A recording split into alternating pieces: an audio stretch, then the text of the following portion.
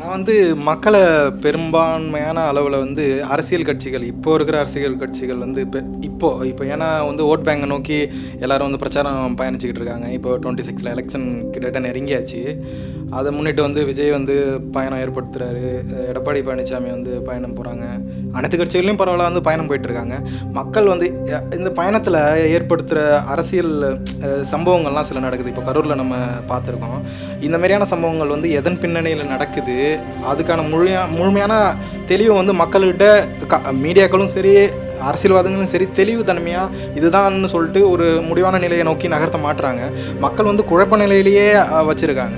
எந்த ஒரு சமூகமாக இருந்தாலும் சரி, ஒரு முடிவை நோக்கி நகராமல் அந்த குழப்ப நிலையிலேயே தான் அவங்க வந்து ஒரு அரசியல் கட்சியை தேர்வு பண்ணுறாங்க. திருப்பியும் அந்த மனநிலையை தான் திருப்பி சுரண்டுக்கிட்டே இருக்காங்க. ஒரு நிலையான ஒரு அரசியல் பார்வையோட மக்கள் வந்து எந்த எலெக்ஷனுமே இது வரைக்கும் அணுகலை அப்படிங்கிற மாதிரியான ஒரு